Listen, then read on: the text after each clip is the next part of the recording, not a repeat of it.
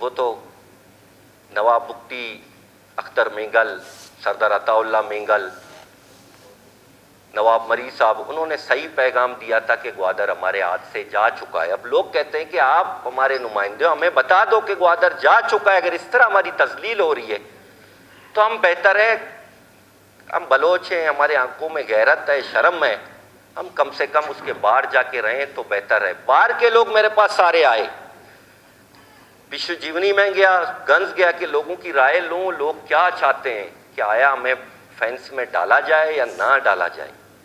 میں لوگ جیونی گیا، گنز گیا، پیشوکان گیا، نگور سارے گھوما، پسنی گیا، ارماڑا گیا، 2 دن میں نے پورے ڈسٹرکٹ کا بھی وزٹ کر کے آیا ہوں۔ ایک ایک بندے کی رائے لی ہے، کوئی نہیں کہتا کہ باڑ میں، کیونکہ لوگ صبح 40 سے 45 ہزار لوگ ڈیلی اس شہر میں، دفاتر سارے وہیں ہیں، وہاں کوئی کام ہوتا ہے، مارکیٹ ساری وہاں ہے، راشن وہیں سے لیتے ہیں، پورے ڈسٹرکٹ کی راشن سپلائی وہیں سے ہوتی ہے، ہر چیز اسی شہر سے ہوتا ہے۔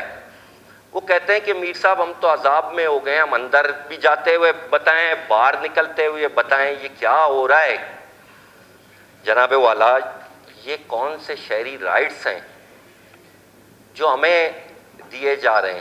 ہاں، گوادر کے حوالے سے جو 58 میں معاہدہ ہوا، اس میں بھی عمان گورنمنٹ کے ساتھ کلیئر لکھا ہوا ہے کہ آپ میرے شہری کو اسی شہری کی حیثیت جو آپ اپنے ملک کے شہری کو دیتے ہو۔ تو لوگ وہاں سے اسٹرگل کر کے عمان کو چھوڑ کے یہاں آئے، خدارا وہ لوگ جو اپنی ہر چیز، اپنی سائل جس سے وہ کھاتے ہیں اس کو ہی آپ کو اٹھا کے دے دیا ہے، وہ زمین جس پہ رہتے ہیں سارا آپ ایکوائر کر رہے ہو، کوڑیوں کے دام پہ گرین بیلٹ میں ڈال رہے ہو، تو اس کی بھی قربانی دینے کے لیے تیار ہیں۔ لیکن وہ کہتے ہیں کہ ہم جائیں تو کس کے پاس؟ پرسوں عوامی جرگہ ہوا، ان کی رائے تھی کہ آپ جائیں عدالت کا دروازہ کھٹائیں۔ میں آخرکار اس ایوان میں تو میں بولتا رہا، میں احتجاج کرتا رہا۔ ایک دفعہ تو میں بلوچی کمرتانی یہاں بیٹھا باندھ کے کہ گوادر کی قانون سازی کریں، گوادر کی قانون سازی کریں۔ جب میں سیکٹری صاحب کے پاس گیا، انہوں نے کہا یہ قانون تو یہاں بلوچستان کے ہیں ہی نہیں، یہ تو فیڈرل گورنمنٹ سے آپ نے قومی اسمبلی اور سینیٹ سے منظور کرانی پڑے گی۔ اب میں گوادر کا ایم پی ہوں، میں قومی سینیٹر تو نہیں ہوں۔ تو جناب والا، کہ شہر کو اس طرح باڑ میں ڈالا جاتا ہے۔ آیا یہ فورم میں سارے بیٹھے ہوئے، کوئی بھی اپنے دل سے بولے، سی ایم صاحب بھی بیٹھے ہوئے، میرے لیے قابل احترام ہیں۔ آج جو اس کرسی پہ بیٹھے ہیں، میں اس کرسی پہ بیٹھا ہوں، کل ہم نہیں ہوں گے۔ یہ ہماری کسی کی میراث نہیں ہے، عوام نے ہمیں بھیجا ہے۔ کل وہ بھی اپنے گھر میں انٹر ہوں گے، اگر ان سے پوچھیں گے تو اس دن ان کو بہت برا لگے گا۔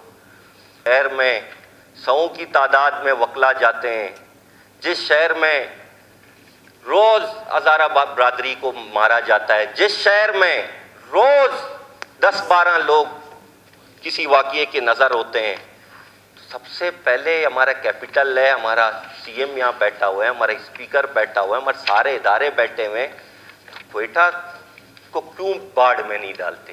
آواران جو سب سے ڈسٹرب ایریا ہے تو اس کو کیوں نہیں ڈالتے؟ میری ڈیمانڈ نہیں ہے، میرا آپ سے سوال ہے کہ ہمیں آپ کیوں ڈال رہے، ان کو کیوں نہیں ڈال رہے؟ اسلام آباد میں اتنے واقعے ہوئے ہیں، ان کو کیوں نہیں ڈالا جاتا؟ ڈیرہ اسماعیل خان جو سب سے ڈسٹرب ایریا ہے، کراچی اسٹاک ایکسچینج جیسے واقعے ہو جاتے ہیں، وہاں کیوں ہم سے جاتے ہوئے نہیں پوچھا جاتا، آتے ہوئے نہیں پوچھا جاتا؟ اس کو کیوں باڑ میں نہیں ڈالتے؟ کراچی تو اس ملک کی معیشت کو چلا رہا ہے، گوادر تو ابھی سٹارٹ ہونے جا رہا ہے۔ آپ کیا میسج دینا جا رہے ہیں؟ آپ کہتے ہیں کہ انویسٹر وہاں پہ سیکیور رہے گا، جس ٹکڑے کو باڑ لگا رہے ہیں اس میں بہت کم انویسٹروں کی انویسٹمنٹ ہے، بہت کم انویسٹروں کی۔ وہاں پہ لوکل پاپولیشن رہتی ہے، ڈور گٹی سے لے کر کوئے باطل کے نیچے تک، وہاں پہ سارے لوکل پاپولیشن ہے۔ انویسٹروں کو تو آپ نے اگر سیکیور کرنا تھا تو آپ گوادر ڈسٹرکٹ کو باڑ لگاتے۔ آپ تو ایک بھائی کو دوسرے بھائی سے جدا کر رہے ہو, آپ ایک گھر کو دوسرے گھر سے جدا کر رہے ہو, ایک علاقے کو آپ گوادر کو پستی سے ڈسکنیکٹ کر رہے ہو, آپ گوادر کو سوربندر سے ڈسکنیکٹ کرنے جا رہے ہو. تو یہ کہاں کا انصاف ہے جناب والا؟ صاحب تھوڑا مختصر کر دیں, سر میں ساتھی رہ رہے ہیں. میرے خیال سے یہ میرے لیے بہت امپورٹنٹ ہے, مجھے اس پہ آج بولنے دیں. میں باقی دوست بھی ایک دو کی اسپیچ لے لیتا ہوں. جناب